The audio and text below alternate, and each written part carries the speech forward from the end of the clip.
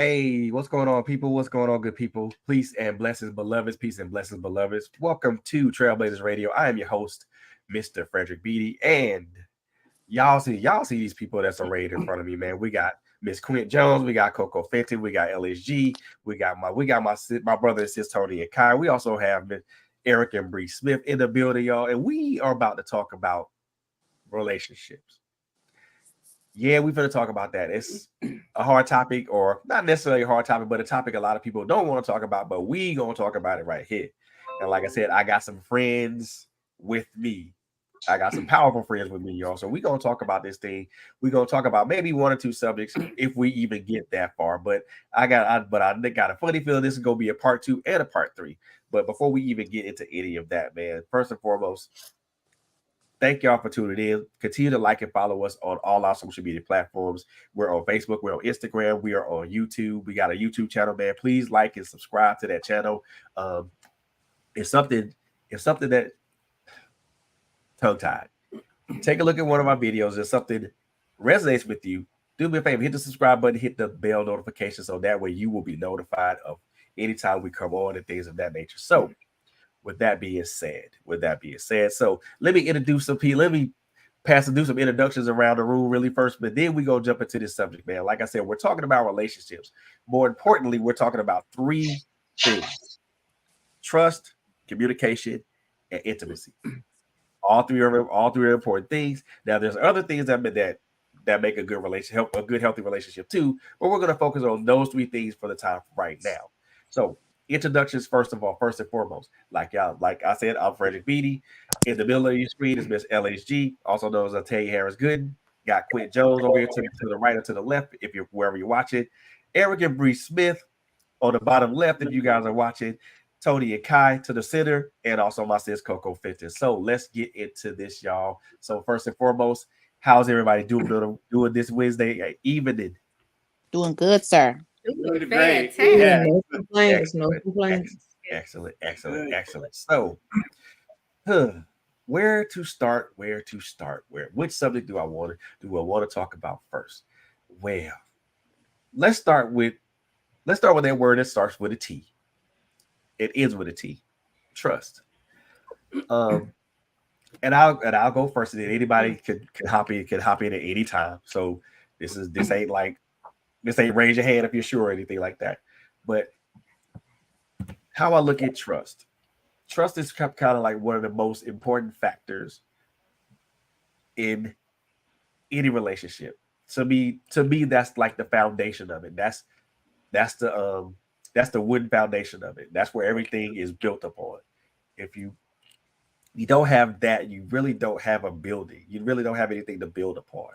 And if that trust is lost, or if it's misused, or then there's a hard time of repairing that trust.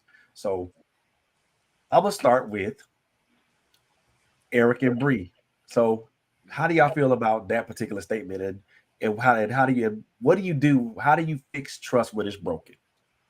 Oh, that's a good one. I know, because I have to agree with you. I do believe it's like the very foundation, because if you don't have trust, you don't have anything. I mean, you know what I'm saying? But when it's broken, and I feel like me and him have been going through some stuff lately. We have. But so I can, we can attest to this, but like, you know what I'm saying? It's like you gotta really dig deep, and you gotta remember, like, why are you with that person? You know what I'm saying? Like, I'm one of these people that believe, like, listen, if you a habitual cheater, I'm not about to be with you.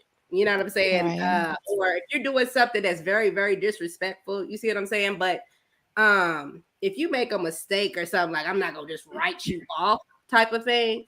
So as far as trusting, though, like, I had to learn to build trust with my husband, and that took a long time for me, just based upon like coming from a traumatic childhood. I was abused and things like that, so I wasn't trusting of anybody.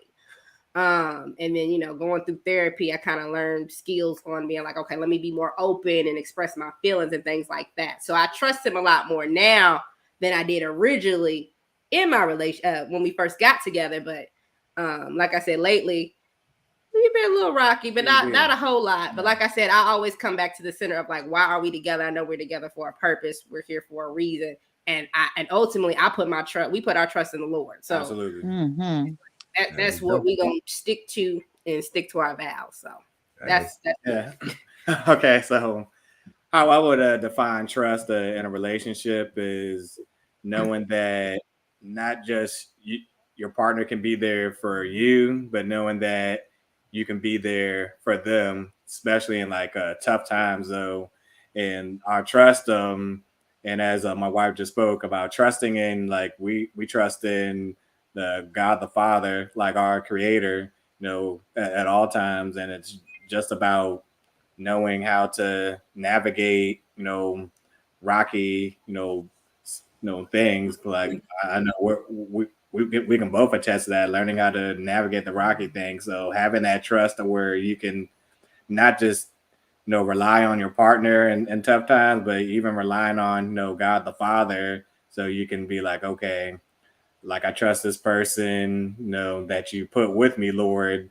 So how can I like best, any place that's wounded in me still, how can I, allow myself to be free and let them in without pushing them away?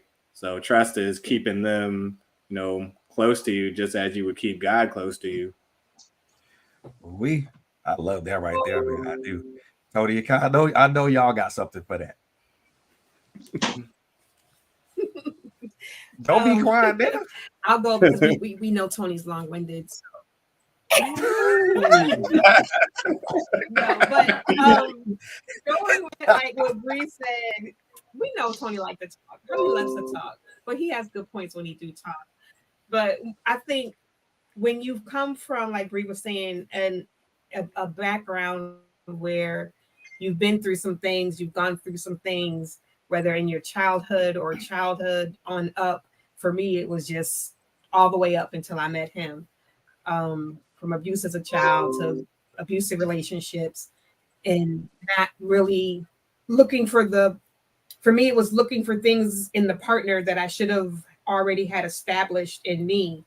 So when you don't have those roots, you don't really understand trust. You don't understand love. You don't understand, how even a relationship works on any type of level. You have your idea. And then when people don't meet that idea in your head, for me, it was like, oh, something's not working, something's not right. You're not doing what you're supposed to be doing. You're supposed to make me feel this way. You're supposed to do X, Y, and Z. And so I got to go. But it took a lot of therapy. And in our people, that's a whole nother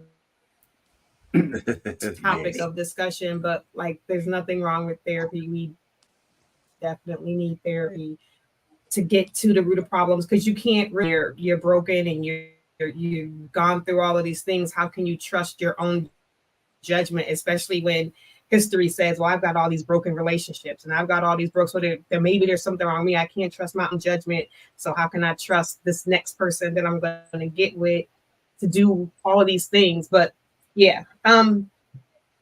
So trust for me is, it's still, we've been together 14 years and people are still like, when I say that, they're like, what do you mean you still don't?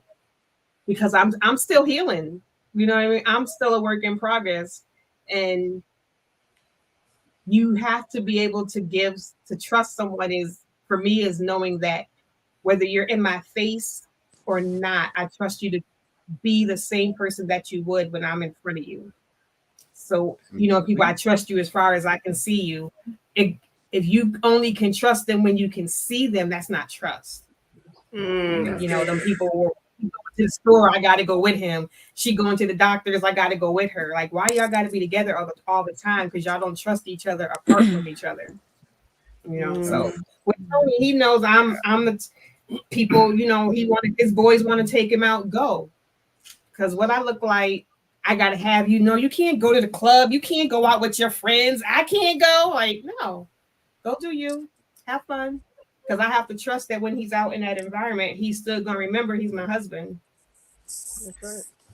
Ooh-wee. Coco? And the same on the reverse side, he's still got to he's got to know that I'm gonna be his wife wherever I am. Wherever she Right. is. It's Go, go ahead, brother. it is. Trust is a hard thing. Trust is hard. It's not always automatic for everybody. And I've been blessed with a good woman who, even though she struggles with the topic of trust, I've never been as trusted by any woman. Like, she wholeheartedly puts her trust in me to do what I'm supposed to do, to represent the marriage and to represent her. So it hasn't been, for me, trust hasn't been as big of a topic, because I do trust her because of the way that she treats me, because of the way that she is with me.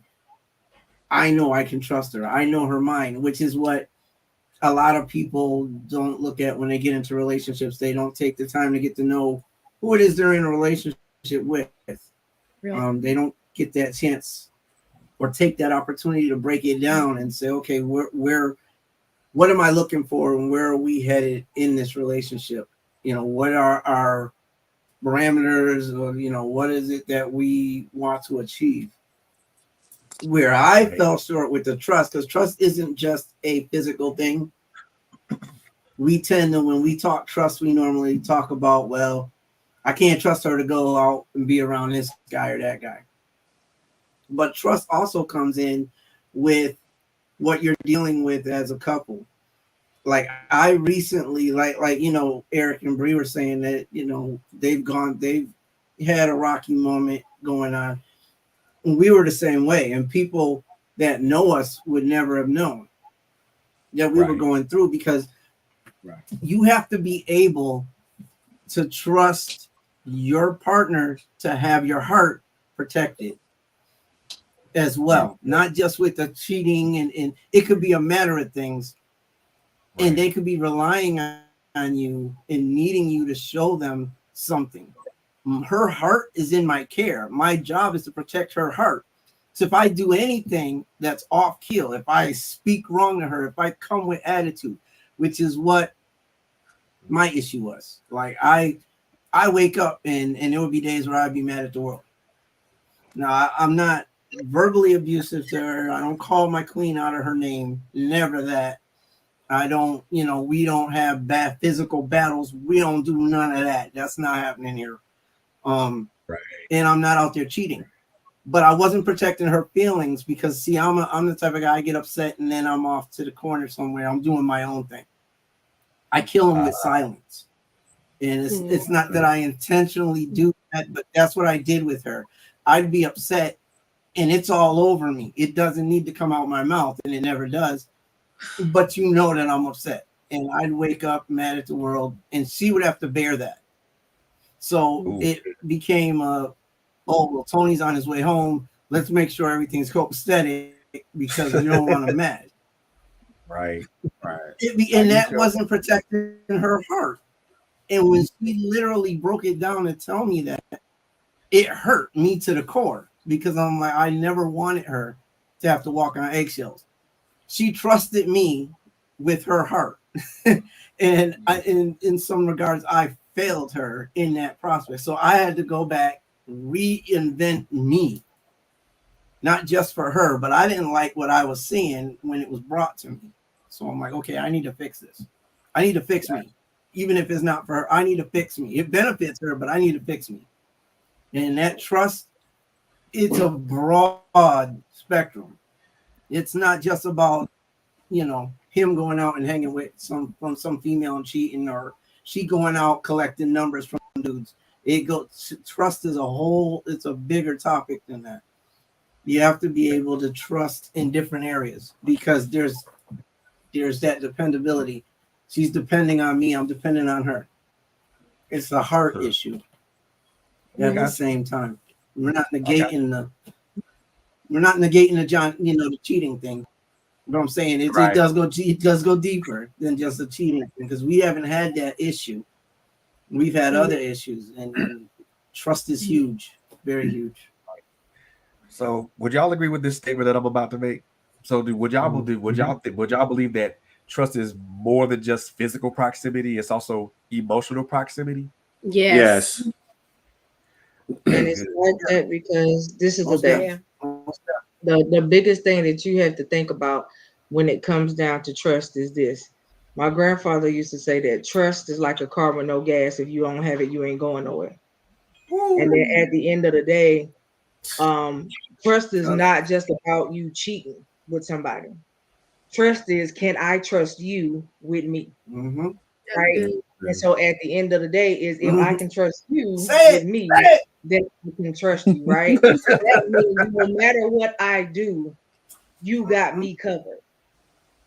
I will never leave you because you have me covered.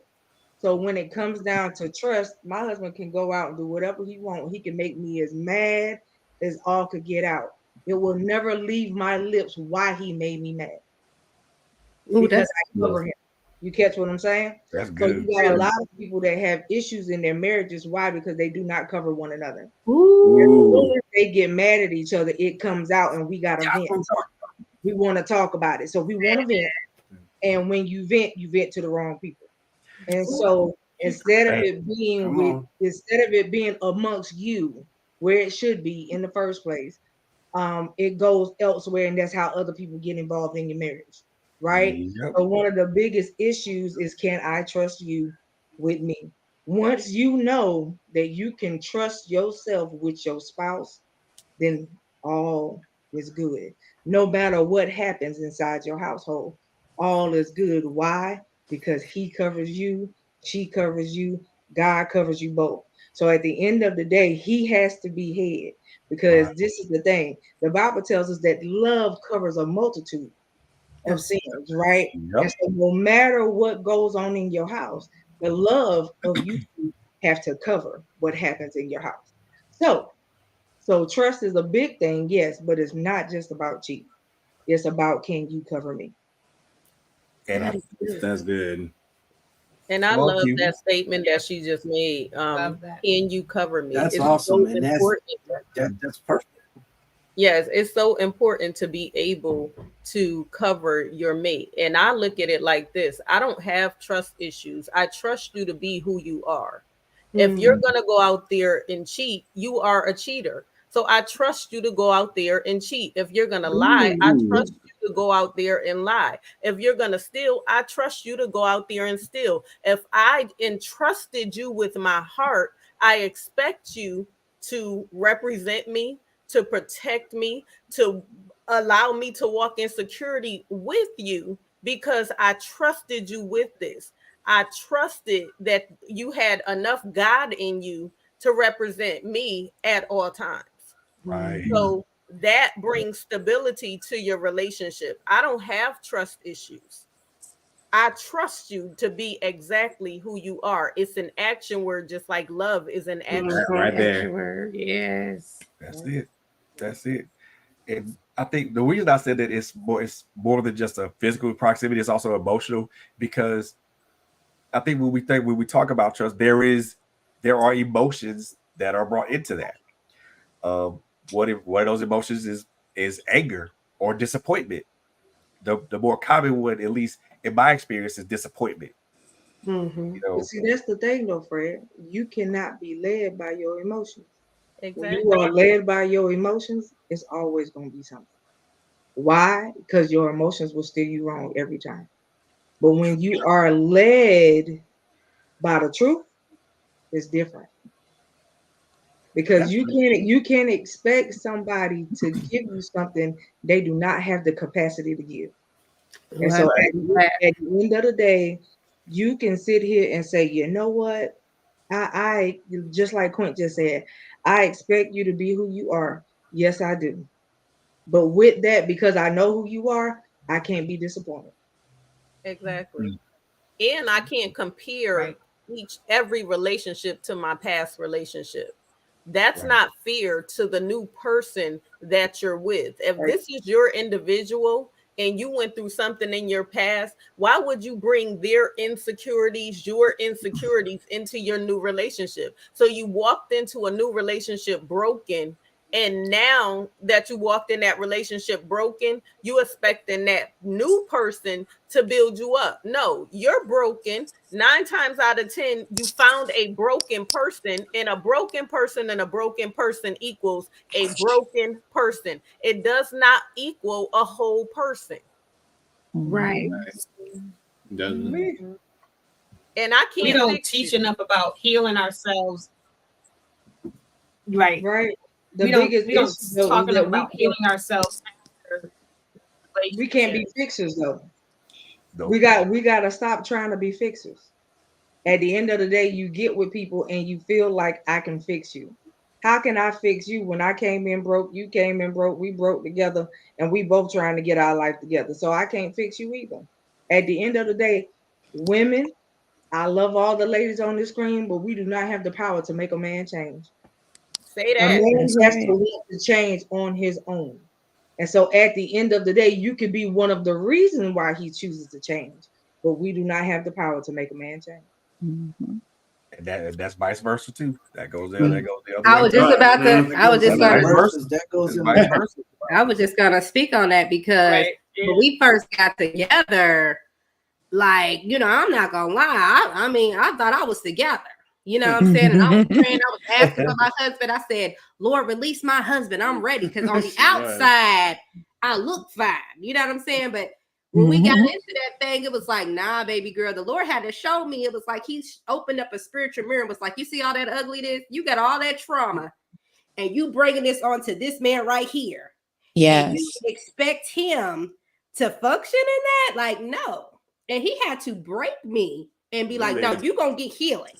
Physically. And like literally, we were doing marriage counseling, and I'm telling you, that whole when I came and told you that it's you, like that was really the epiphany because I thought it was him, and it was like, oh no, it ain't even you, it's me and my trauma. And she like, yeah, you need to go see a trauma therapist because you need to work that out. All the issues you got with your daddy, all the issues you got with your mama and your family, and the abusive relationships and all that you've been carrying that for years. Right. And you think that you're about to function in a healthy marriage, like no. And so God had to I had to work that, and I had to work that, like you know, doing the counseling, doing deliverance. I mean, literally being like, I'm fighting for my marriage. I'm gonna do what I gotta do. And I just love what you said about that covering piece because a lot of us don't know that. Because that's the first thing we want to do is go and run and vent and tell everybody, your family, your homegirl, everybody.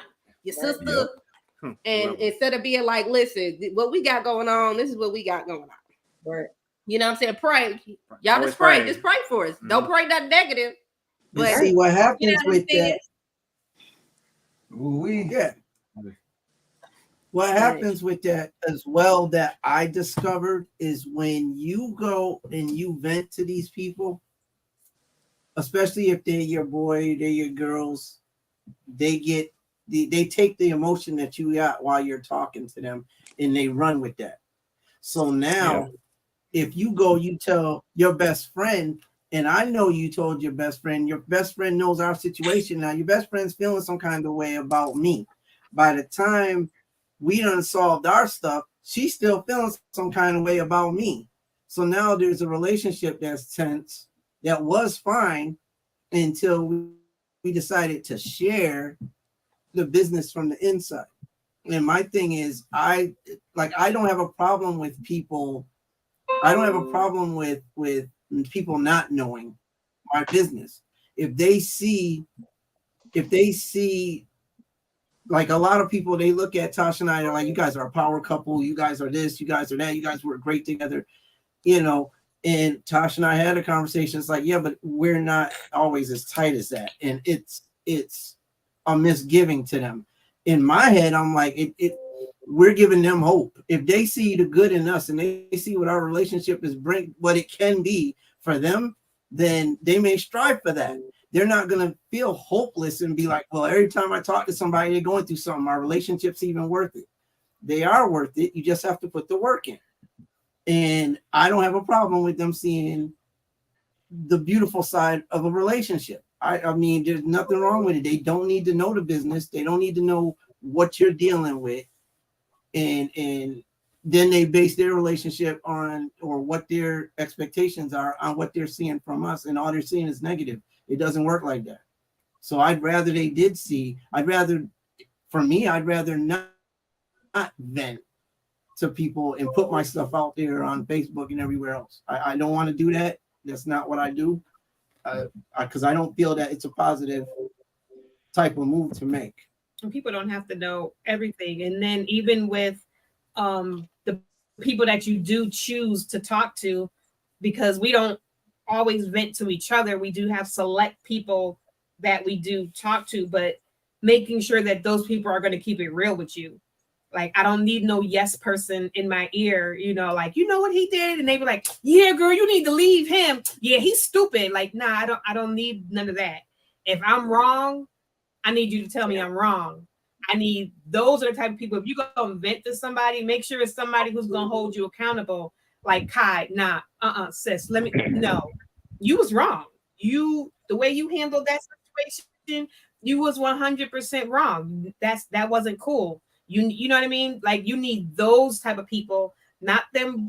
I don't need no yes friends. Like, I don't, if I'm wrong, I need you to tell me I'm wrong so then I can fix it. I don't want people in my life that's just gonna ice. I don't need that. But you keep your circle small, and it's gotta be people that have your best interest in her. Like, we've been together 14 years and we still talk to those same people. Like, we wouldn't be here together if it wasn't for them same people. 14 years later, it's the same people that I talk to. Like, when we first got together, Facebook was my venting. I don't keep it real. Facebook was where I went to, and I would tell it all in a heartbeat, get mad, and I'm right to this stupid money bitch. Yeah, but then you look stupid because now 2 days later, oh, my baby, I love him so much. Hey, like, wasn't you just cussing him out 2 days ago? Like, you look crazy when you do that. People are like, what's going on over here? Like, you don't love him. We need to call 911. Like, blink twice. Are you okay? Like, what's going on over there? So like he said, sometimes you got to keep. So I know everybody wants to put everything on social media, but we end up looking crazy when we throw everything on social media. Like, stop Facebook dumping everything, and some things need to be kept private. Everybody don't need to know everything. Right. All business ain't everybody business.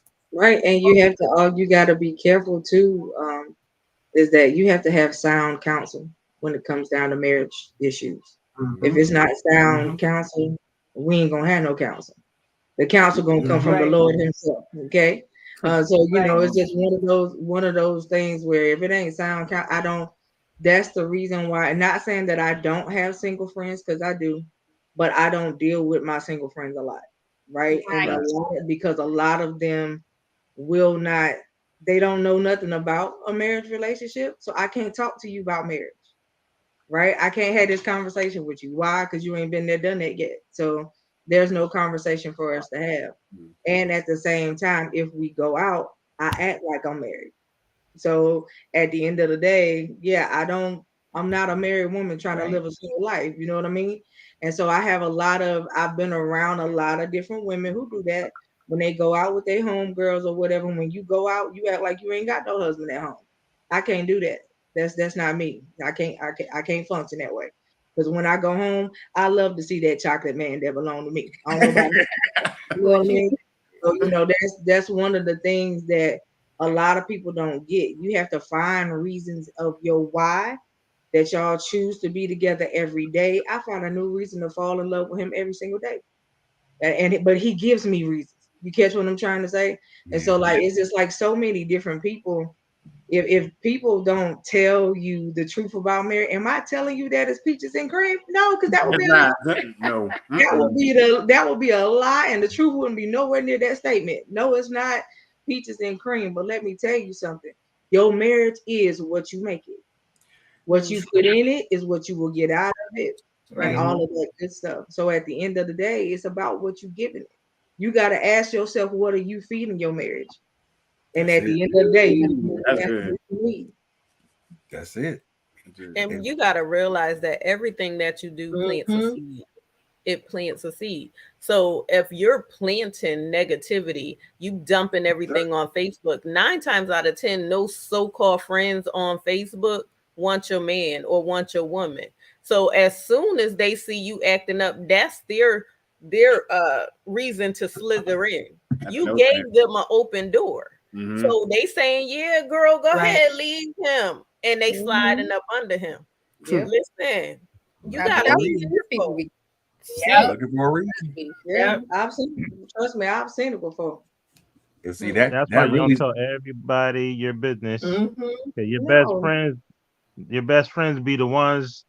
It's like a snake in the grass. You gotta keep your grass cut. Yeah. They will try to roll up on your man or your woman.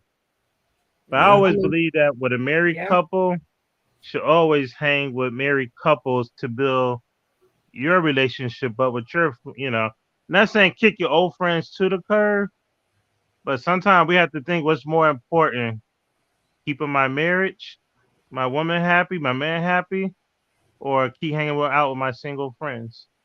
I know that's right. Right. But I always Right. believe, if you're a married couple, do things with married couple, go on trips or have get-togethers. You have to keep the spark going in your relationship. And some people is shying away from that, But you gotta keep that romance going. for sure. And You know, that really segues into The other something I thing was is talking you gotta about. Like continue to grow. it really was segued into what I was going to talk about. What are the barriers to trust anyway? Because y'all really hit the nail on the head with like talking to other people who have malicious intentions for your relationship. Like going back to Facebook or talking to people who really they don't have an interest in you. They don't want to see you be healed and like if not healed, but like work your marriage out. They want your partner. So so they invite you to tell them everything. So that for them that's intel. But how can they have an interest in you when you Facebook fronting most of the time? Okay, so for example, you on Facebook all lovey-dovey, but you at home and y'all can't stand each other, or y'all putting spyware on each other's phone. Y'all don't y'all have nothing. You have nothing. Your relationship is absolutely fake. That's because it's fake, but they don't want the world to know. They're gonna make it look real good. And behind closed doors, you already know they're not getting along, but they don't want the world to know. Well, But see, then again, you shouldn't put everything on Facebook anyway. I can't take it. Right. Yeah, you shouldn't put everything on Facebook anyway, because Facebook could be a lot of drama. Right, because that's what I be saying. Like, even with me and him, like, I mean, people might get an occasional picture of us on Facebook, but I'm like, I ain't about to put every single thing that we do. A lot of stuff, to each its own, but I be seeing couples like everything y'all do. I'm like, so everything's always happy? Like, I don't know about that, but Can y'all see the comment down on the bottom of the screen? Yeah, I see it. Yes. Okay. So critical conversations with LHG, the person said one barrier is that we are entering into relationships hemorrhaging on each other. We got major internal issues and we need to seek therapy and Jesus' biggest side. And they also said ain't no future in you front. No front. MC Bree. But ain't no future in starting a relationship when you're broken. You see, this is the thing. Most people come together in a relationship to start their relationship based on a lie. Right. And I'm gonna tell you why I say that. A lot of people don't want to say that this is what happened. Well, when you meet somebody, you do not tell them that you're broken. Right. Right. So you started your relationship based on a lie. Right. Why? You catch what I'm trying to say? And so at the end of the day, this person is thinking, okay, well, I'm gonna give you 75% of me to start out because we date and we court, right? And then when you come together, like as a union all the way, I'm gonna give you 100%. But in that 75%, what did you bring to the table? You brought no generational issues with you to the table. You brought the fact that they got issues, you got issues, If you a blended family, now you got kids that also got issues, and it's so much more that's attached to the problem. But a lot of people don't like to face the issue that you started your relationship. That's why when you start a new relationship, that's why I know there's always boundaries, but be upfront. Let that person know what's going on in your life. So if they want to deal with your brokenness, yeah, deal with it together. If not, at least you know up front. Right. Or My because a bad. lot of times That's what we don't want to do. right. And a lot of women, they have something in the background. Let's be honest.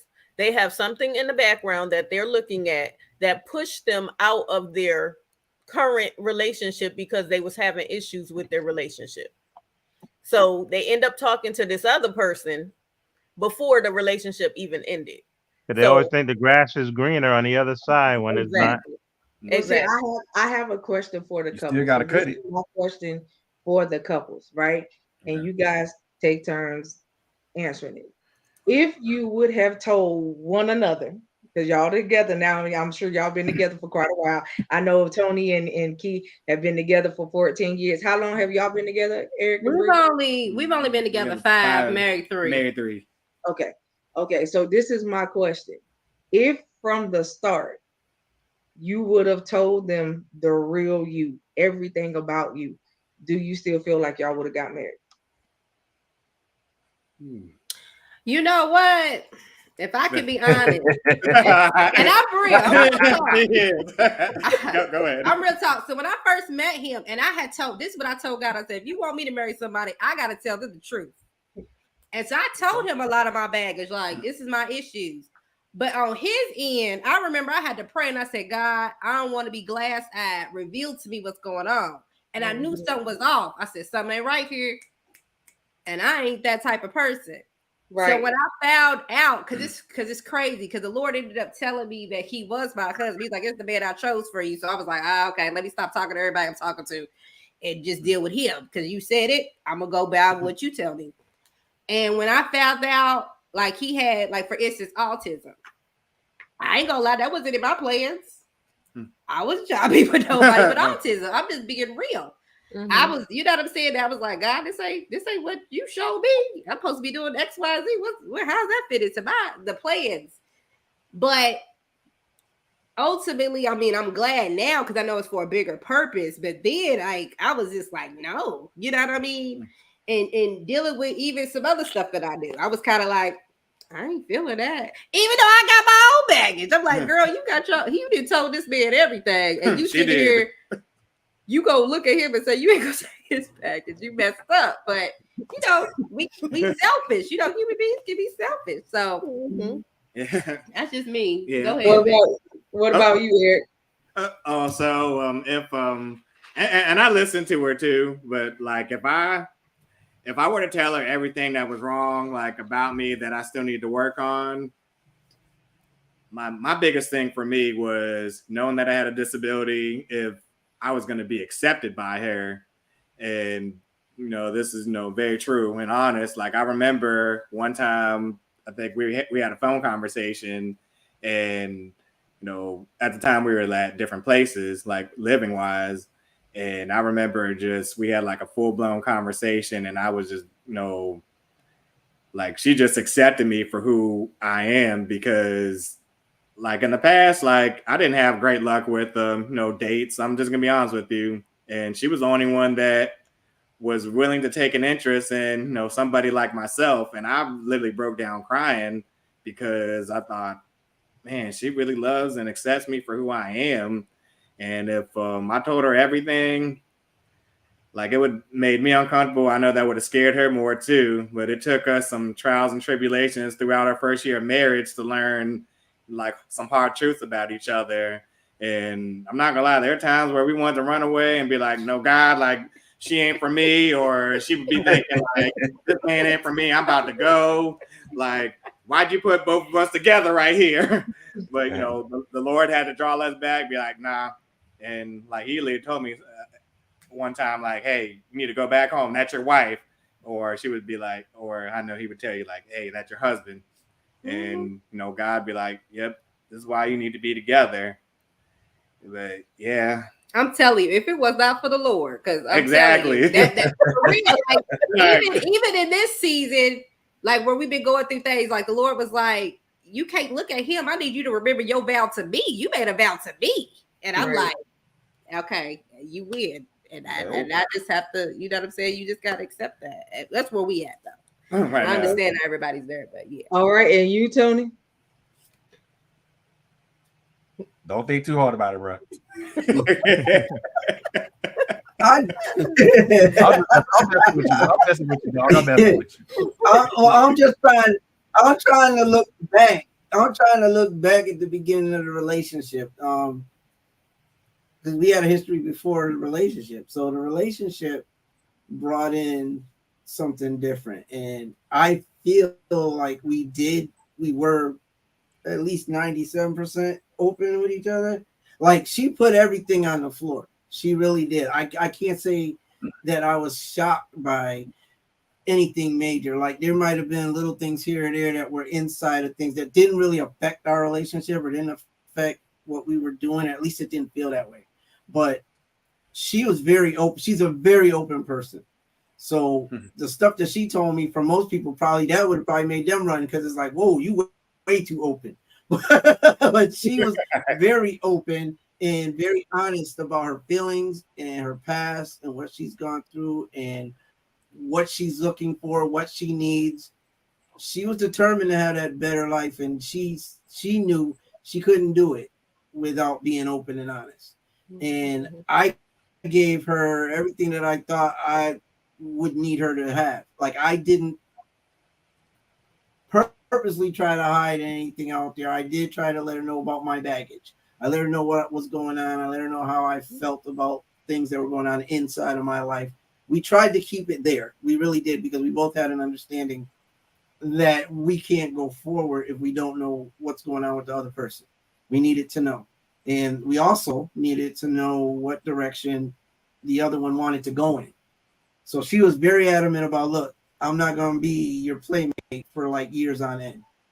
We're, you know, like, we're together now, we're dating. I'm going to give you such and such amount of time to get it together, figure out what it is you want to do. But then I'm moving on, and it'll be with or without you. I need to know. I'd rather be with you, but this is what I need to do. And she was very open about that. Like, it wasn't a threat. It wasn't like, okay, well, it's going to be my way or the highway. It was basically she understanding that this is what she needed in her life. This is what she wanted in her life. And she put it all on the table. Everything was put on the table. So in turn, I did the same thing. Got a question for you, brother. Not to cut you off. Yeah. But do you find that a woman open herself up more than a guy about their feelings and everything? That's a given, actually.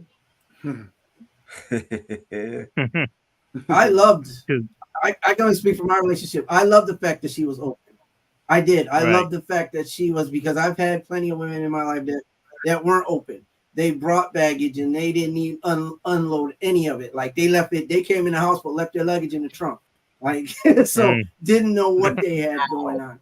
It was refreshing for me to know what was going on in her life, because I can't be a helpmate to her if I don't know where she needed help or what her expectations were. I couldn't play my part. I couldn't do my part if I didn't know what my part was going to be in her life. It felt good for her to be that open, for us to be able to talk. And I'm good on communication. That's the thing. Without communication, a relationship is dead. You need communication. Without it's nothing. So I was heavy on communication, and she was very open. I was open, and that's how we ran that. And that's the honest to God's truth.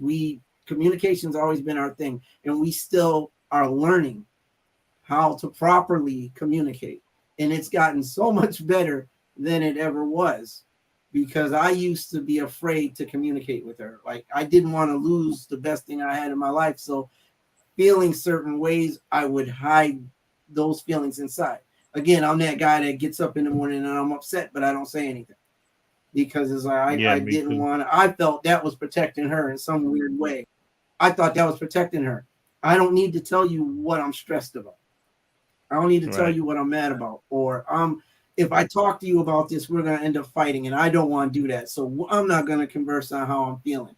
But I couldn't take it off my face either. So we're learning that communication thing, and I'm getting a whole lot better at it than I ever was.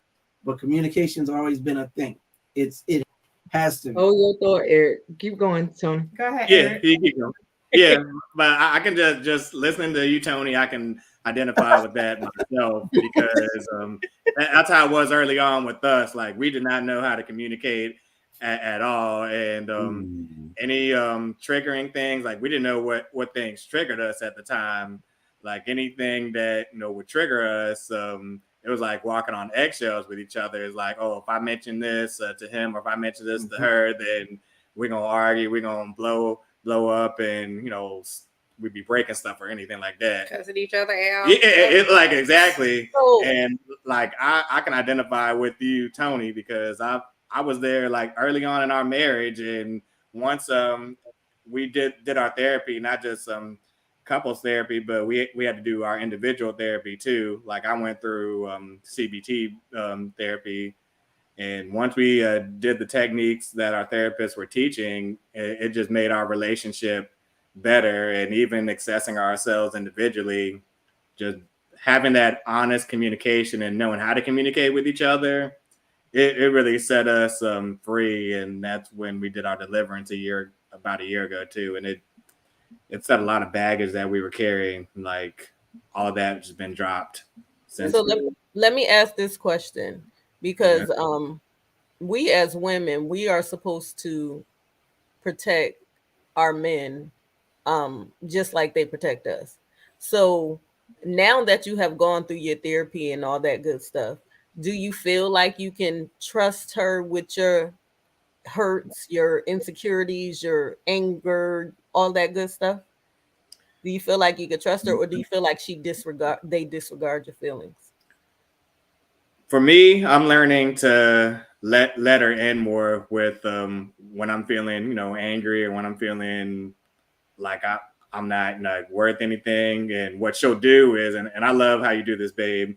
She'll like send like affirmations like to me, like she'll like write scriptures and like send it to me through message, because God like taught her that a few years ago too, about how man is made like in my own image.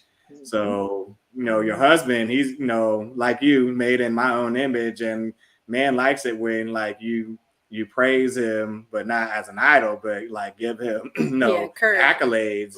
And I accept those more from her, because I know that she only wants the best for me. And at first, when I was talking about the communication, I thought she was just trying to like nag me like with a hammer and a nail type deal, and like I would like crack and break.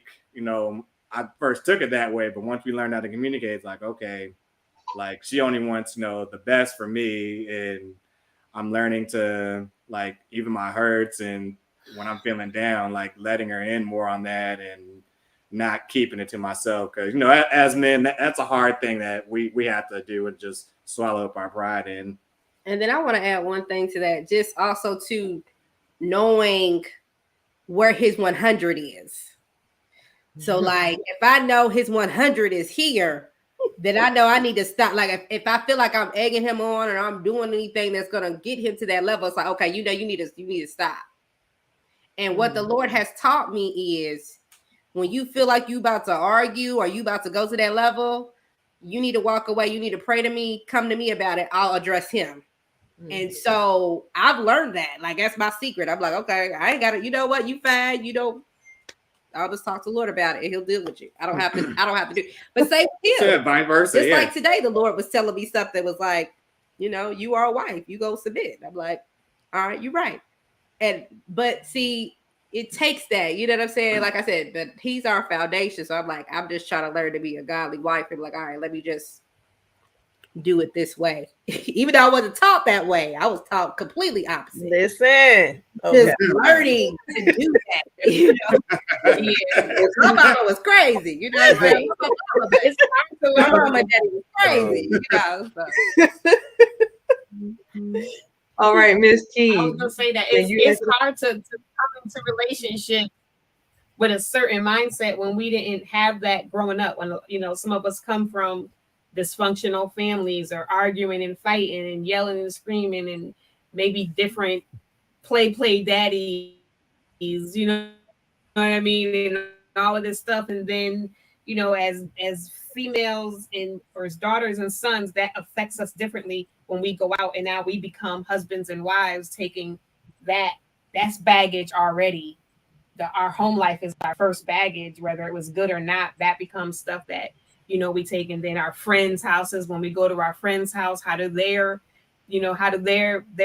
parents react? Is it a single family home? Whatever. A whole lot of baggage that isn't even ours yet, that is attached to us before we even start to date or start to feel that type of way or do any of that other stuff. We already have things that is already in our head, starting to formulate what a relationship should be, or I'll make sure I never do that.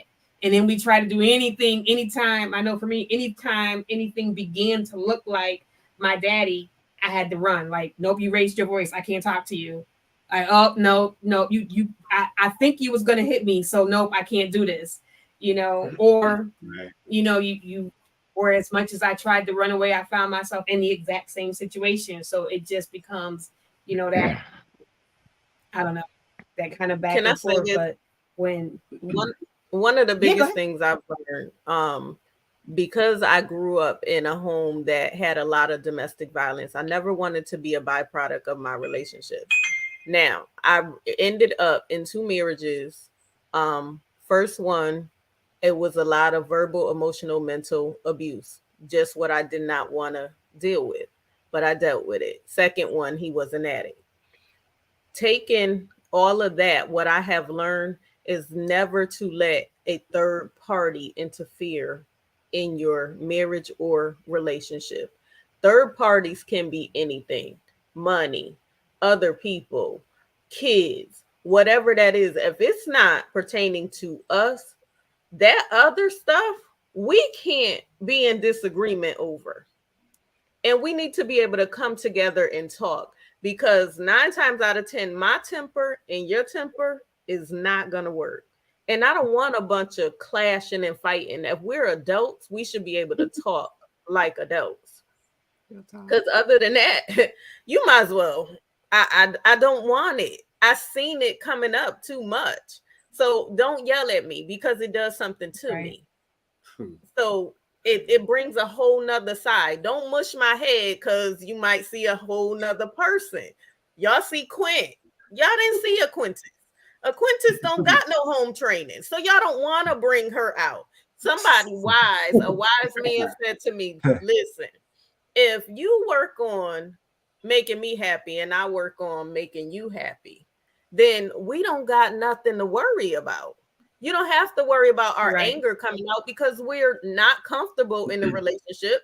We're working on making each other happy. Makes sense, right?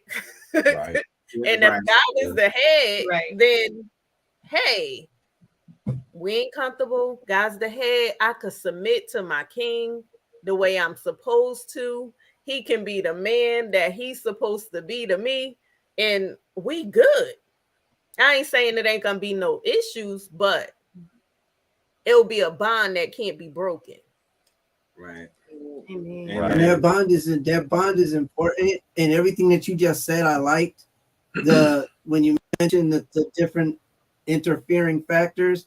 Those factors play a huge part in our everyday life from time to time. Like you mentioned, money, for example. Money can be a huge factor for some couples. Like, it broke one of my relationships straight down the middle, just broke it. The conversations that have to be had, these are conversations that have to be had in the beginning of the relationship, so that you can be on that same page. Because if you're not, these things can come in and they can tear your what you think is strong relationship. It could tear it apart. And I mean, That's I've seen it happen in my own relationships several times over. So you are absolutely correct. These things do happen. They come in and they tear things up. And the only way to survive those things is to communicate and to talk about them ahead of time. You have to do it because, like you also said, things are going to happen. Everything's not always going to be peachy keen. It's not. There are going to be issues that will come up.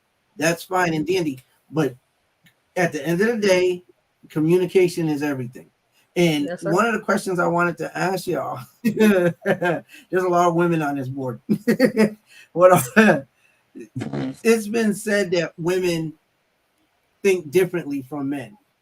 We have a different mindset on certain things. When I got with my beautiful wife, she told me one of the major arguments we had was that I saw everything in black and white. As a man, she sees, as a woman, she said there are gray areas and you're not seeing the gray area. And I'm like, what are you talking about? A gray area? There's no gray area. It's either this or it's that. And she's like, no, there are gray areas. And that's why we're having a problem, because you're not seeing the gray area in certain things. And there is a gray area. So the question becomes, do the women on the board agree with that?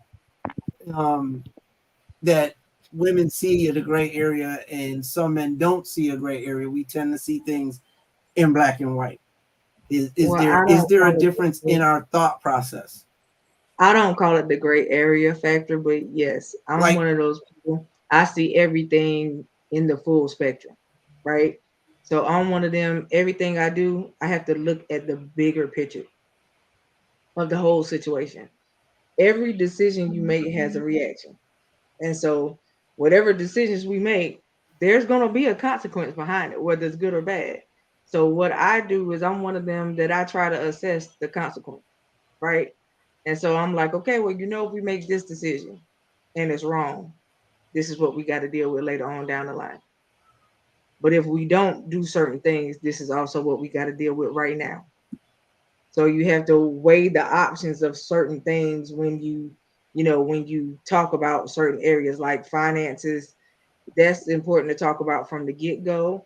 And to the ladies that are in the comment section listening, no, I'm not talking about you asking this dude what his credit score is. That's not what I mean. When I say talk about finances, first of all, as a man, do you pay your bills on time? That part. Because if you don't like to pay bills, I can't get with you.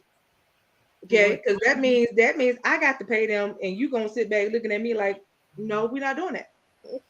That's not what we're doing. And so it's not about your credit score, because I got my own. I don't need yours, right? And so it's like one of those things that you don't have to have if you one of those type of women. Now, when we tell dudes stuff like that, you that independent. No, that's not what I mean.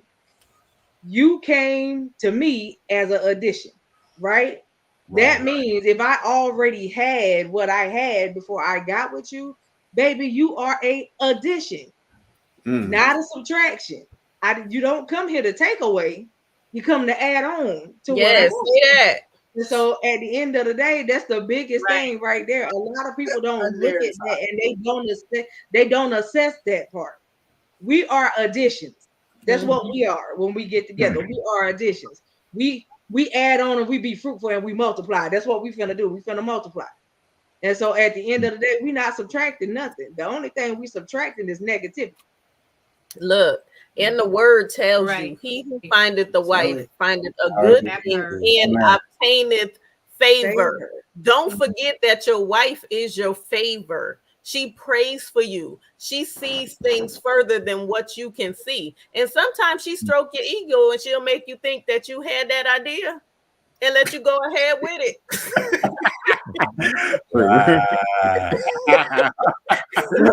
She just 100.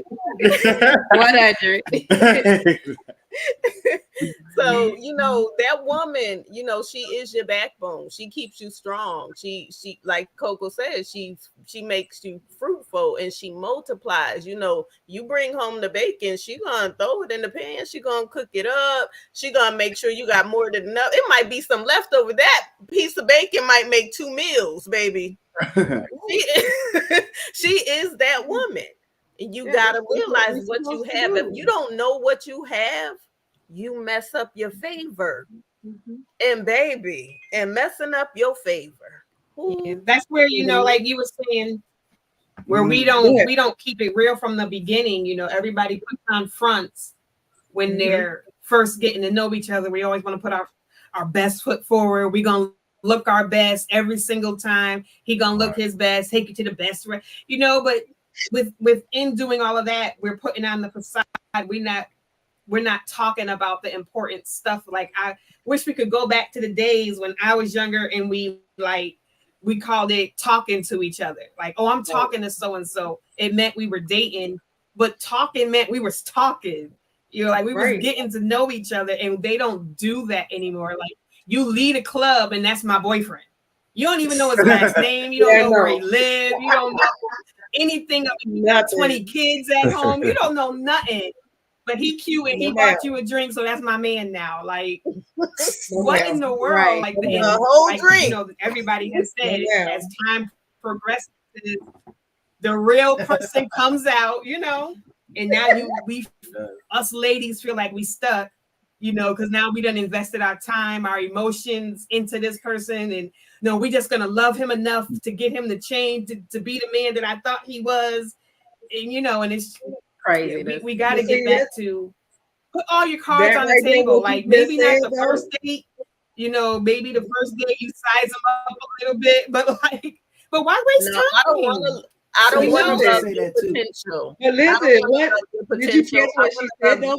Right? Yeah. Did you catch what she said though? I need y'all to catch what she said, because too often than not, a lot of women marry because they saw potential. That's right. You saw potential. Well, and you know what? They will tell us ladies that. They will tell us ladies that we are supposed to see the potential in a man and love him until, but they don't tell men that. We are supposed to come ready as wives and be ready to roll out. But we are also supposed, like, why do we have to love your potential, but we have to be all set and ready to be what you want us to be right from the get-go? Like, you're supposed to cover us. So if you're not prepared to be a husband, why are you in the lane Don't of the even husband? step in the ring. Stay right here with the men that are trying to get themselves together. Don't step over here until you're ready to be a husband. Like, you understand what a husband is supposed to be, right? A husband is supposed to lead his household. Husband's supposed to protect the household. Husband's supposed to provide. Now, in these days and age, it don't always mean that means she ain't working and just you are, but you still supposed to provide. If you ain't got no job, you ain't trying to get a job, you don't know nothing about respecting women, every other word out of your mouth is BH, this, that, and all of that type of stuff. Get out of the husband line. You're not ready. Get back over there. You know what I mean? And part of it is our society and our parents are not holding our sons and our daughters accountable. We know he got 3-4 other girls, and we not saying nothing to him about why he cheating. Like, well, that's them girls' fault. But you got daughters too. And if that man was doing that to your daughters, you have a whole fit. So why is it okay for your son to do it? Right. Like, we got to hold ourselves. We got to hold our children. Men have got to step up to be influential to these young boys who don't have men in the household. Like, that's in the Bible. Yeah. Right. That's in the Bible. Like, y'all know that there's boys in the church that don't have father figures. The other men in the church ought to be stepping up and giving them a father figure. Like, that's in the Bible. Like, come on. We, as a community, we got to do better. You preach. It's a clarion call for the men to step up into their right place. But the thing of it is that the reason why they won't is because the men have been put down so much they refuse. There's a lot of men that don't know how to deal with affirmations from a woman. You tell them, listen, you the king, you king. What's going on? What's the problem? And when you say that to them, they looking at you like, what you mean? Listen, I know what the last one told you, but let me tell you who you are. That This part is who you right are. there. This is who you are. You are not just somebody baby daddy. No, you're not finna be like your father. You're not finna be like your uncle. You're not finna be like your granddaddy and the one before him either. You can outgrow every statistic that was ever put on your head. Stop assessing yourself to the labels that have been placed on you as a black man. And a man, period. A lot of females don't understand that a black man has a hard job every day. Why? Because he's black. That's the main issue. Is because he's black. Now the other part is he's a man. So now you have to tell him it's okay. Baby, do you? It's okay for you to say how you feel. It's okay for you to feel like you are less than, but to me, you're not. Right. To me, you everything you can be. To me, you are the king of my castle. You the apple of my eye. And boy, see, and that's but that comes when it comes Coco. When it comes down to it. But that's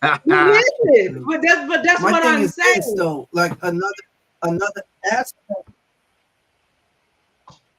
Well, another aspect to that is that our women at times don't do their role of encouraging either. And you have men that would, there are those men that would step into that role, right? But you have women that won't allow them the space to step into that role.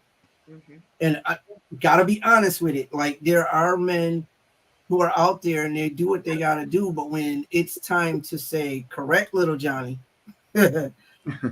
then Mama Bear is like, oh no, you're not gonna do that with my son. You're not gonna say that to my son. You're not gonna direct my son in this way, that way, the other. That's my baby. And talk to the son on their own and be like, he didn't mean it. He just that and the other. Yeah, I did mean it. You do got to go out and get a job. What do you mean I didn't mean it? Yes, he's got to go out and get a job. Yes, he's got to be responsible and learn some stuff. But Mama Bear would be the type that's like, but that's where y'all gotta that's work when you gotta work that out, and you have to determine, is that the relationship for you? Because a lot of times before you get married, those signs that it's not gonna work is already there. Yeah, you already was having problems before you got married. But somebody, okay, let me speak for myself. Let me just speak for me. My first marriage, it was projected on me. Okay, that prayer was projected on me. It was like I was 22, I was a baby. It was like, be in this prayer line every week. This man gonna get his life together. Go ahead, get in that prayer line. This is his mother, but she's also my pastor. You know what I'm saying? So that's being projected on me to the point where we arguing, we fighting. I was pregnant out of wedlock. I jumped out my car because he mushed my head. I done punched him in the face. I told y'all Quintus don't got no home training. My car done rolled into another car. Listen, I'm just being transparent up here. Okay. So, but this was going on before the marriage. And she knew it was going on because I called the cops on him. And you know what she said? Oh, you trying to hurt me. But how? I got a black eye and I'm 5 months pregnant. But this is going on and you get manipulated into something that you knew had no God in it. Come on. Or you did not know because once again, you just want to do what's right by God. And this pastor that you admire because you're a babe in Christ is telling you this is what's right. So you marry into something that you should have never married into. You better preach that. I'm not touching that because we're gonna change that into a whole nother topic. We need to go there. Exactly. So you gotta be careful, and you have to pray and God for a spirit of discernment because potential wasn't even there. But I thank God for my baby. I would have had my baby regardless, because once again, it was out of wedlock. And what did I go through? Almost dying because of the stress. Right. Let me just be transparent. My uterus collapsed. I had to have a whole emergency surgery at the age of 34 because I did not hear my family because I'm listening to this spiritual part. Okay, but it wasn't for me. That wasn't the spiritual part. I don't know Right. what that was, but that was It, not. it wasn't for That was me. a spirit. Yes. It was a spirit that was not Yeah, for I was me. gonna say that And was a I spirit. allowed it. Yeah. I allowed this to take place in my life because I didn't know no better. Oh, Jesus. And I was married to it for 11 years. Ooh. Yeah. But y'all got to read the book in order to hear the rest. But anyway. Right. Thank you for your wonderful. I like that. I like that. disclaimer. Yeah. All But right. anyway, so be Shameless careful. plug for real. Be careful when you deal with these men and you looking at potential. Yeah, he got a job. So what? He don't know how to treat a woman. He got a woman over here. He just brought me to her house. Hold up. I just came out of her house. Listen. Didn't know if she was coming home or not, and had a good time up in her house. Let's be real. Listen. Potential can kill you now. Potential can kill you. Okay. Can I make one comment? Go ahead. You was on that. Listen, you was on that. But I'm like Miss Coco. I ain't gonna get all into it. But this is one thing I want to say, because I'm gonna say it on behalf of all the clergy. Okay. You make sure that you heard from the Lord. You heal yourself.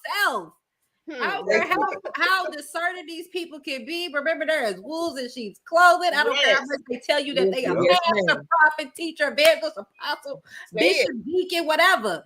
If the Lord did not tell, I'm telling you, and I tell my husband that I said, if the Lord did not say you was my husband, baby, we would not be here. I'm here. And that, you know what I'm saying? So, we got to be careful out there. So I'm just saying, that was my only little plug. Like, y'all be careful. I love it. I love it. That tell people, like, they'll tell them, like, no, I don't care who you are. That was just like when we was, when we first got married. And I told my husband, I said, I love our pastors, but they too, like our old pastors, I said, they too biased. They were. We need to go find people that don't know us from a can of paint, because what you're not going to do is interject yourself into my marriage. Say and it. you causing issues.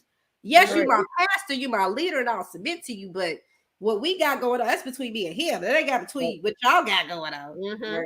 So please, y'all, just make sure you're being careful. I'm not saying don't get wise counsel, but you just make sure that you go to the Lord for yourself. Please. Yes.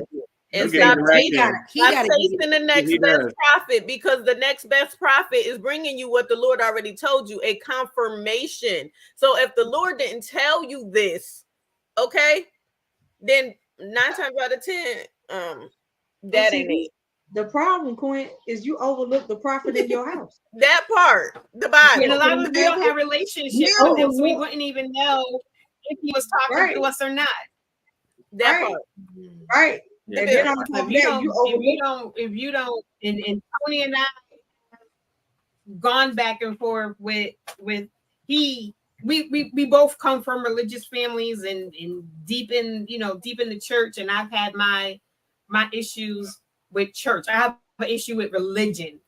I don't have an issue with God. I have an issue with religion and church and cliques and all of what I think in my head that I know God has said this is what my church is supposed to be like. This is what worship, and then when I go into a church and I'm like, but this is just like going to a club. This is like high school.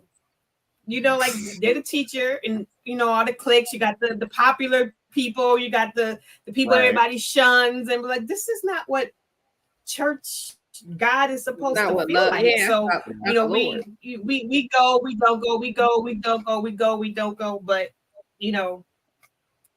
you have to have a relationship with him yourself, because you can't know if it's him if you don't know him. That's right. You don't know. If you don't know, you don't know. Like if I don't know what his voice sounds like, anybody could tell me anything and it'd be like, the Lord told me to tell you. Oh, okay. He's telling me that all the time. I would tell him something. He'd be like, well, God ain't told me, so I don't know what you're talking about. And I'd be like, well, how you know God didn't tell me to tell you? Because I talked to God. And if he wanted me to know, he would tell me himself. I'm like, well, I'm your wife. He wouldn't tell me to tell you. No, he's going to tell me too. He might tell you, but he's going to tell me too as confirmation. I'd be like, oh, okay. All right. But that's what like you have to know. You got to have that relationship with yourself. Yeah, a lot of times you overlook the prophet in your house. So. Mm-hmm. And see, that's the thing. When you get together, and if both of you know who God is, He gonna talk to both of y'all, right? And He always gonna give one something for the other.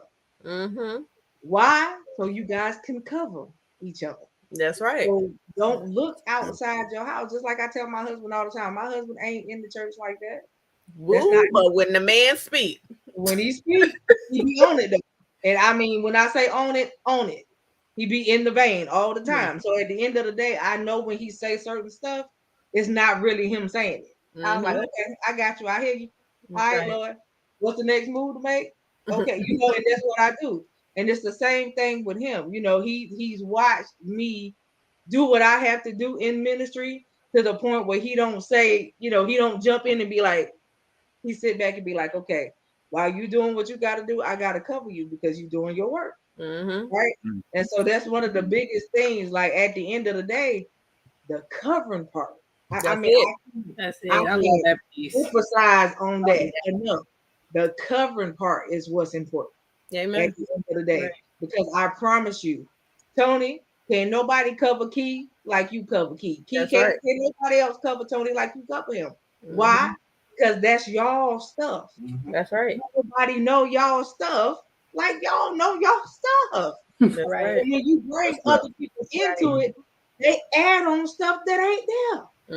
It's just like a third party verifier. You know how people call you on the phone? Excuse me, my name is this Miss Such and Such? I will just put over to you so I can verify your information. Can you da? I'm not verifying nothing with you. That's right. You're not my spouse. We're not having this conversation. And we cut it just that quick. Me and my spouse have never had an argument. We don't argue. That's not something that we do. Why? Because we're not going to argue in here. My house is very peaceful. And we can keep it. That's right. So when people come in my house, people are like, it's so calm in here. This is how it is all the time. You come in here, want to sit down and go to sleep and not go home. I will throw you a blanket and tell you to get out tomorrow. That's what we're gonna do. So that's what we do. But I make it so that when people come in, you're inviting like that. You catch what I'm trying to say? At your home, because ministry starts at home. That's right. Your home has to be inviting like that. If your home ain't invited to the two of y'all, it ain't gonna be invited to nobody else. That's good. That's good. And so it's just like one of those things when you sit down and you be telling folks, like they be like, "Oh yeah, you know, we act like we roommates." What do you mean? You whole live husband and wife. Where we get roommates from? Exactly. So now you telling me not only are y'all passing each other coming in and out your house, you don't even sleep in the same bed. The Bible tells you that you don't let the sun go down on your wrath. And so at the end of the day, no ma'am, no sir, we ain't sleeping in no separate rooms. I know. Your side of the bed over there, and just to make you mad, I'm gonna sleep on your side. You can have mine. That's what we do. We're not going to separate rooms. We're not doing that, because when you do that, you give the enemy room. That's right. Now. Right. You crack the door open and now he finna take it. That's right. Right. And so a lot of people don't understand that when the enemy come in, you be trying to figure out how he got there. You let him in. Yeah. And so you can't blame. Go ahead, Free. No. You keep going. I was like, you bring it up there. You let him in. So you have to be careful. The Bible tells you to guard your gates, right? So at the end of the day, your gates is your eyes, your ears, your mouth.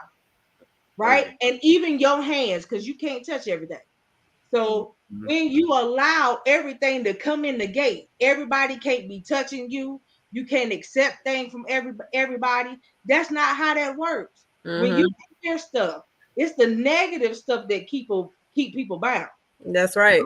The positive stuff is that break chains. And so a lot of people don't do the opposite.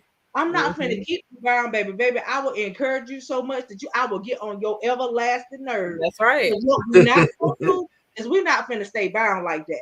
You got a job to do. Everybody got assignments. How can you reach your assignments if you don't get up off your do nothing and do something? You got to, at some point, do something different. And different is what? I'm finna cover you, baby. You cover me. Mm-hmm. It's about us. We got stuff we gotta build. We got assignments, and right now we're not in proper position to receive our assignment. Mm-hmm. That's good. That's good. That's real good. And so now, as a married couple, we got to do better. Mm-hmm. Why? You have assignments. Mm-hmm. So you tell me how many assignments have you aborted because you weren't where you were supposed to be? Ooh, You preach. conviction. And so, yeah, like that's the whole point. When y'all get together, you don't marry. I didn't marry my husband just because I loved him. Right. You married for the assignment. We got assignment. Purpose. Yes, we have assignment, baby. I know we got a whole lot of purpose. Yeah. We got assignment. And I know that one of the assignments is to disrupt the enemy's kingdom. I know that's right. Number one. And so at the end of the day, in order to do that, we have to do what God told us to do. Right? And like I said, even though my husband ain't in the church, he don't like religion either. That is not his thing. So I understand you, Miss Keith. Trust me. At the end of the day, the thing is, you know God. Can't nobody take your relationship that you got with God away from you. That's Can't right. nobody tell you what he has not done, how he did it, because they won't there when you got saved. They won't there when he brought you through it. They won't there when you got to live it. And boo-boo, they not there right now. That's right. That's it. That's it. And so can't nobody else tell you how to make something work. Why? Because you have your own relationship that you have to walk out on That's your right. own. And so for me, if I could speak anything into the marriages, is that you live your marriage on purpose every day. I don't care what it look like. I don't care what it feel like. But baby, don't you let nobody come between you. Why? Because you got a major job to do as a couple. As a couple, you disrupt so much stuff. This is the reason why people don't want to see y'all together. Mm-hmm. That's the problem. You going through right now because people don't want to see you get to where you're supposed to get. Nobody wants to see you make it to your predestined place as a unit. So it's always going to be something coming, but you got to be prepared for what's coming. And how you prepare yourself is y'all coming. Right. And can I say this too? Don't ever sit up in the church house angry at each other, because people are looking at you and they know when it's real and when it's fake. Okay. 9 times out of 10, if somebody say something about your husband, most people are going to look at the wife to see if what they said is true. Because if the wife reacts in a certain way, I promise you they're going to be like, that ain't what he's standing up to. That ain't what he living up to. A church could disrupt a marriage. It did it to mine. It will if you let it. Big time. And it's not the church. It's not the church. It's the people. The people. So don't allow it to happen ever. From this day forward, what y'all got going on in your household belongs to you, God. And if you in counseling, get your counseling, but handle it healthy, in a healthy manner. Right. Y'all got to love each other like never before, because if the enemy could tear down the head, that's the head of your household. Everything is disrupted. It's God, it's the husband, and then the wife being the weaker vessel, and then the children. Don't allow the children to manipulate the marriage. Come on. They good at it. But this is the other thing too that you also have to understand is that the enemy don't come after the husband first. He go after the wife. He come after the wife. He go after the wife. Why? Because he sees you as the weaker unit, but you're not. Right. If he can get to you, you'll you'll choose not to cover him. That's and good. that's where the problem comes in. Mm-hmm. So he gets you, he gets up here and he does stuff to piss you off. And then every time you look at him, you pissed off. Mm-hmm. But you never said why you were so pissed off. Right. You never stop to think, wait a minute. Mm-mm, mm-mm. Not today. This is not what we're doing today.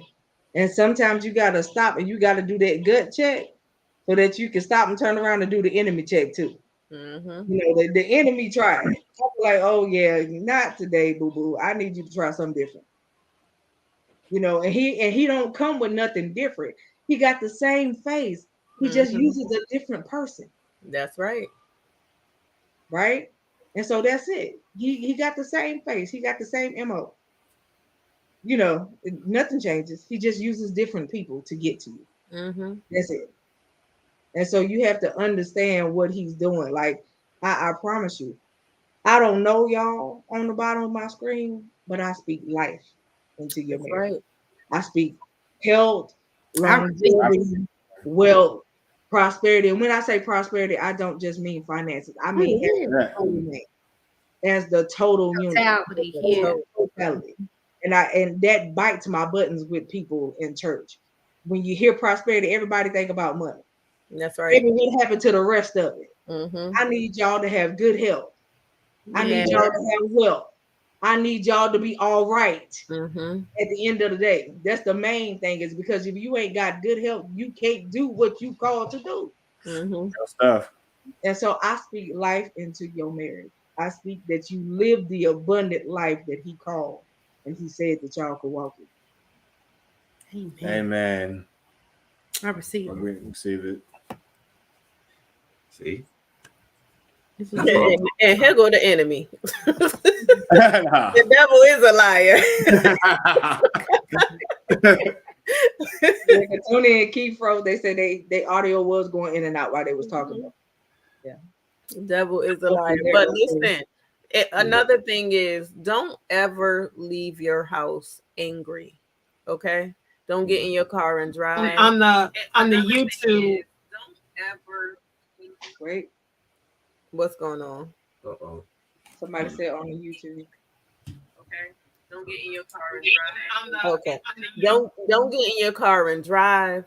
Just don't. Because if something happened and you didn't get to tell that person, give that person a hug and tell them I love you, now you walking in guilt for the rest of your life. Yep. Did this happen because he couldn't focus because he was too angry, or she couldn't focus because she was too angry? Don't do it. You make sure every morning before you leave your household, you give him a hug and a kiss, because that's yours and that's what God gave you. Listen, you better anoint that man, anoint that woman. Listen, I'm telling you, my grandma used to say you better grease them down like a chicken. Grease them down. Okay. Shoes and everything else. Listen, I ain't just rubbing your head to rub it. I'm rubbing your head because I'm praying, baby. You might not know it, but I'm praying. I'm consecrating you because I got to cover you, because that's mine. That's my destiny. Right. We got purpose. Right. You put up the bloodstained banner every day. That's it. You cover yourself in the morning, noon, and night. Do you understand? No, it should never be a waking moment where you don't think about them or your children and say, God, I just need you to be good. That's it. It's nothing long. It ain't got to be out long. It ain't got to take no charismatic words. God cover. And then you name everything that you want him to cover. And he's going to do just that. Just that. You know, we make stuff overcomplicated when we don't have. We do. You know, living life is actually simple. Yeah. Come on. Yeah, definitely do. You know what I'm saying? Living life is actually simple. We overcomplicate it. Yes, we do. That's the truth. Way too much. That's right. That's why I always would say, you know, there's people that have far less than we do over here in, you know, the western side of the world. There are people that are living in shacks and sleeping on dirt floors, but they are smiling and their families are happy, and the kids are outside kicking a can around like they don't even know what a ball is, but they are happy. And we over here, we got houses and cars and clothes to fill 2 and 3 closets, and we just want more and more and more and more and more and more, and we're just never satisfied. And it's a societal thing, but it's like, you know, we just want more and more. And I'm so glad that when you said prosperity doesn't just mean money, because it's what it's what we can't wait to get into church for him to say, we're going to have this and we're going to get this business and we're going to get this and we're going to get this and you're going to be rich and you're going to be, but that, more money doesn't mean less problems. No. More problems. Yeah, you can have all the money in the world. Them rich folks are the ones that are jumping out of buildings. Like, come on, miserable. Let me that tell you, doesn't mean less problems. there was this woman that had a whole lot of money. She was the most miserable woman and depressed woman. She bought her 19-year-old son a condo, paid a nanny for the rest of his life because he was autistic, and she killed herself. Oh wow. Wow. Yeah. So that you money, don't know. Like, No. I know, I don't know rich people, but I know some people who have a little bit of money, and they're like, you just don't know. Do people like me for me, or do they like me for what I can do for them? Right. Do they like me for my if I get close to her, I'll get to rub elbows with the people she know, and then I'll get to, speak some whispers into their ears, and now their connections are or do they genuinely like me? I used to always want, like, my prayer would be bless me enough so that I can bless other people, but it doesn't always mean in my head it was financially, like we have to be up here with the money so that I can dole out money to everybody who needs it, but money doesn't always answer people's problems. Like, yeah, I can pay your rent for this month, but if you still don't have the money to pay it for next month, you're still in the same situation. Next month I can fix it for now, but that doesn't fix the situation. Like, so there's a million different ways to be a blessing to somebody. So now my prayer is, how do you want to be a blessing? Exactly.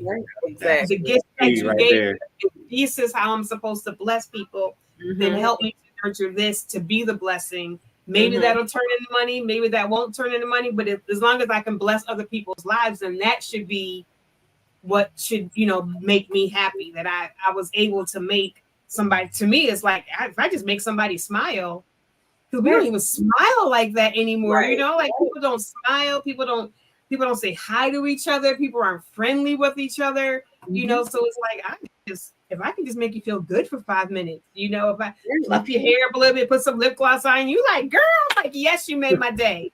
That's it, But, look, that's because it's in you to do. Exactly. Let me say this to you. It is time for you to come out the shadows, though. You understand? You've been in the shadows a long time. And this is the thing, a lot of people have played you out. And the reason why I say that is they put like, she not gonna, they don't even understand what they did when they did that. And that's the thing about you. You very humble, but at the same time, you bold too. You humble in the sense where you are humble, where you don't put yourself above and that you gotta boast about who you are. But you boastful and bold in the sense where I'm not gonna let you pump me though. You know what I mean? And that's who you are.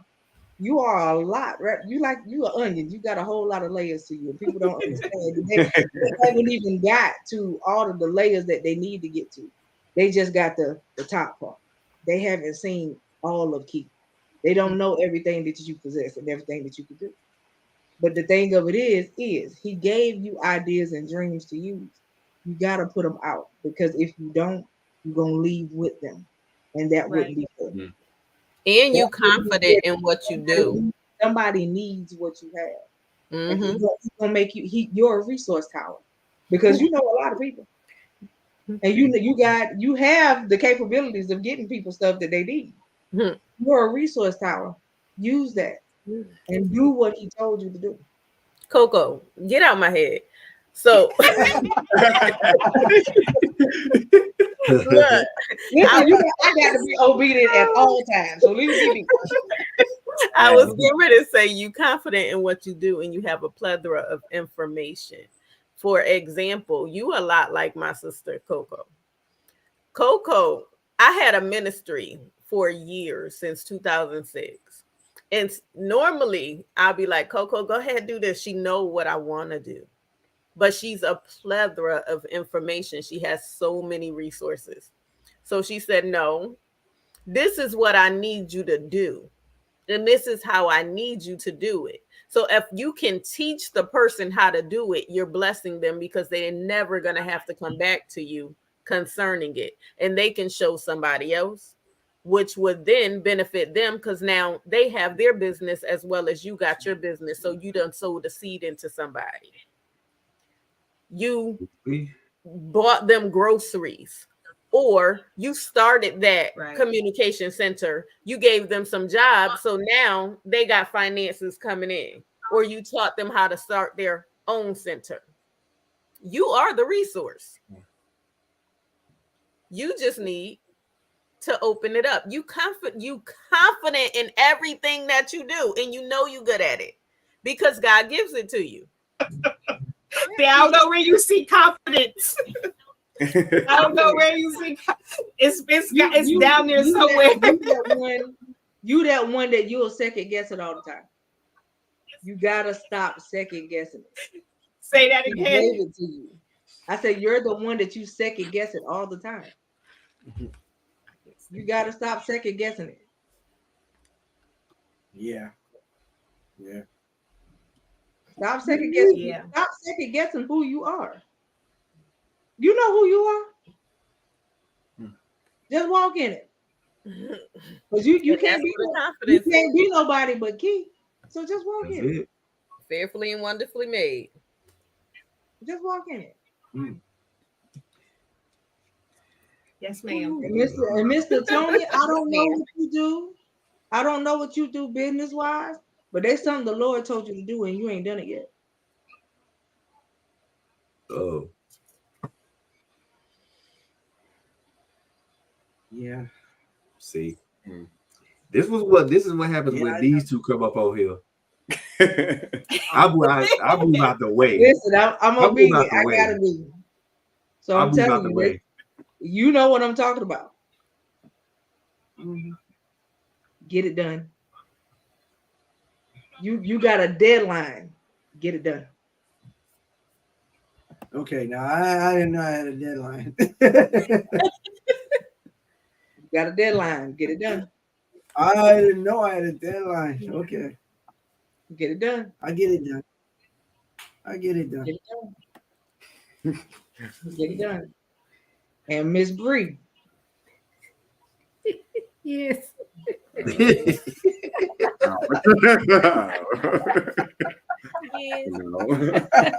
You know, Yes. the Bible tells us that many are called, but few are chosen.